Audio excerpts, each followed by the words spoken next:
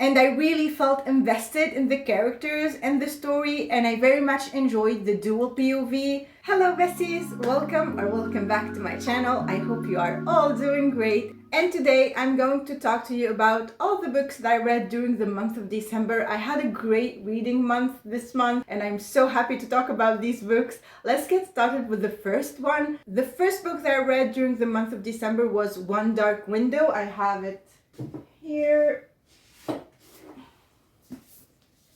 This is a YA gothic fantasy romance, and this was a reread because I want to read the second and final book, Two Twisted Crowns.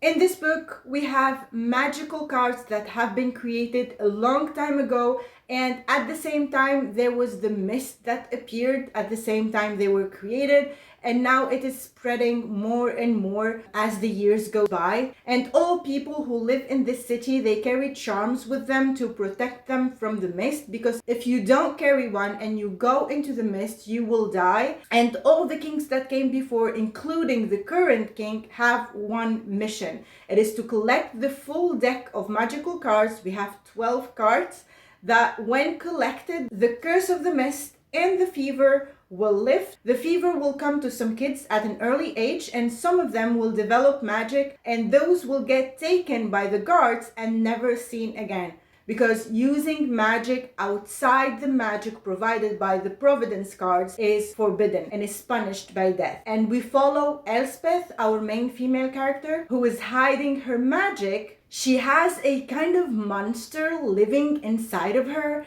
and it helps her at times of need, but that monster have a secret of its own. This is a reluctant allies to lovers with a lot of scheming and action. The story is so unique and engaging, and the gothic vibes are immaculate. I loved it so much, and I can't wait to pick up the second and final book, and I really do hope that the author wraps it up very nicely, because sometimes with duologies, I always, when I read duologies, I'm always scared, because I know sometimes the second book gets rushed and it ends up not being as good as the first book and not as fleshed out as the first book. And yeah, One Dark Window, I highly recommend if you didn't read it yet. And I think now in this winter season, it's the perfect time to pick up this one. Okay, the second book that I read, let me put this back first. The second book that I read it on my Kindle because I ordered the special editions of Fairy Loot, and I also paired it with the audio. It's The Bridge Kingdom. It's an adult fantasy romance, and I gave this book 4 stars. I know I'm late to the party, but I finally read it and enjoyed it a lot. In this book, we follow Princess Lara, who has been trained by her ruthless father and the different teachers that he assigned to this mission. She was trained to become a spy and an assassin, specifically to infiltrate the famous Bridge Kingdom. In this book, Lara and her sisters live isolated in the desert. Their father is a ruthless king, and he basically exiled them in that castle in the middle of the desert just to train until they reach the appropriate age to marry the king of the Bridge Kingdom that he wants to colonize, basically. And of course, one of them will be the chosen one. And we follow Lara as she's been offered by her father to Aaron, and of course she's there to spy on him and try to kill him eventually. I thought the scenery of this book is so beautiful. You have a lot of nature, a lot of like tropical exotic scenery, the storms, the trees, the island, the beach, everything was so beautiful. And the information that we got about the bridge and why it is important was so fascinating. All the secret doors and how it connects to the land, it was so intriguing. I was so intrigued with the dynamics of the Bridge Kingdom itself and how the people lived and survived and traveled, because the weather there is unforgiving. And this book was true enemies to lovers, and I really felt invested in the characters and the story, and I very much enjoyed the dual POV. And yeah, it was a very nice change from the Fae and the magic, and we also got a lot of cool action scenes. I very much enjoyed reading this one. Okay, next up, I read a book that I was so anticipating, and we got it in the Fairy Loot box. This beautiful copy of the Hurricane Wars. It is stunning. This is a debut adult fantasy romance, and I thought it was an incredible debut. It's a dual POV, and we follow Taliesin and Alaric, who are true enemies. Their nations are at war that has been going for a long time, and it's called the Hurricane War. Taliesin is an orphan, and her nation is the one that it is losing currently, and it is under the siege of the ruthless Night Emperor. Taliesin has a unique magic. She's one of the last people. She's not one of the last people. She's the last person that has this unique light magic. They are called light weavers, and she has to hide it because the Night Emperor thinks they have already eradicated all of them and that there are no light weavers left. On the other side of the conflict, we have Alaric, or Prince Alaric. He's the son of the Emperor, the only son and heir, and he has been trained and forged into a weapon by his father, and he's a very strong and mighty shadow magic wielder, and he's basically the best. During a battle at the beginning of the book, he sees Taliesin's magic burning brightly from far away, and that is how he discovers that there is one light weaver left. And he runs toward her because she was fighting his friend, and he was trying to help his friend and protect him from her. But then when they continue fighting together, there's something inside of him. I mean, she bested him, but he helped her a little bit. Something felt wrong. He didn't want to kill her. Something inside of him couldn't let him kill her, and he couldn't understand what that thing is. I mean, you can see in the beginning of the book, he was at war with himself. He didn't understand why he let her walk away that day. But then a little bit further into the book, we understand that their magic, when they merge together, Alaric's magic and Taliesin's magic, they create something unique that would probably be their best bet to save their world. The whole world they live in is threatened to end, and they are the only two people who can save them. And so they are thrust into this uneasy alliance. I gave this book 3.5 stars because I felt that it was a little bit hard for me at times to keep up with all the new terminologies used in this world. If you read this book, you understand what I mean. Like the terminologies of the world building and like different parts of the flying ships they have, the warships they have. They have like flying warships. It was a bit tricky to memorize all of that at first. And also the beginning was a bit slow for me. And I know it is understandable. It is the first book in a series, and you can feel that there is a lot of setting up for the next one. And the romance was very, very slow burn, and there was a lot of back and forth between the characters. But what kept me going is I loved their interactions, and I loved the main characters of this book. And I'm definitely going to pick up book 2 when it comes out, because I think book 2 has a lot of potential, and I think that with everything already set up, book 2 will be great. So yeah, I'm definitely going to pick up the sequel for this one. Next up, I read A Dawn of Onyx. I have it here by Kate Golden. This is a new adult fantasy romance, and it is the first installment in the Sacred Stones trilogy. And I know that book 2, A Promise of Peridot, is coming out on April 9th. In this book, we follow Arwen, and Arwen offers her life to save her brother's life, and she has been taken as a prisoner by the most dangerous kingdom of this continent. And all the kingdom's names here are named after gemstones, like we have Amber, Garnet, Peridot, Onyx, etc. And she was taken by the Onyx kingdom, and they started to take advantage of her rare magical abilities to heal the soldiers of the Onyx king. And he's known to be a vicious, brutal king. And during her imprisonment, she makes the acquaintance of another prisoner that was sitting in the cell just next to hers. And in order to break free, she wanted to team up with him, since she figured that he knows his way around the stronghold. And from there, she gets to know more about the king and the kingdom. And I don't want to spoil anything, but there is an enemies to lovers.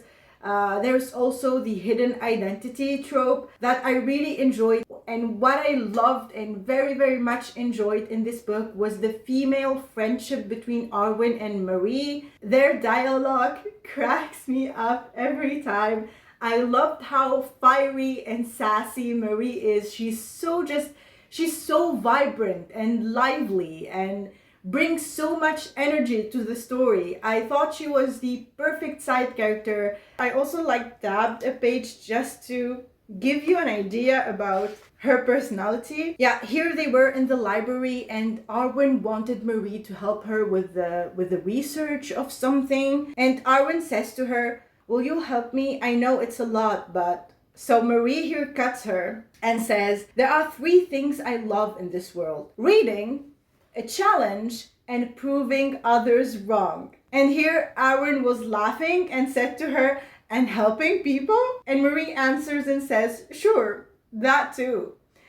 This was just a snippet just to give you an idea of her personality. I really enjoyed having Marie in this book so much. I think I gave this 3 stars or 3.5 stars. I thought this was a decent first installment, and I'm definitely going to continue Arwen's journey, and I really do hope we continue to see more of Marie and a development in her story too. And I think I have some theories about that. So yeah, that was A Dawn of Onyx.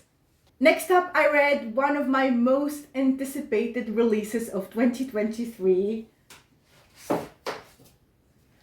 A Fragile Threads of Power by V.E. Schwab. Let me tell you, when this book was first announced, I was beyond thrilled that we are going to get a new adventure with Lila and Kel and the rest of the gang. I was so happy. And this book takes place 7 years after the last book in the Shades of Magic series.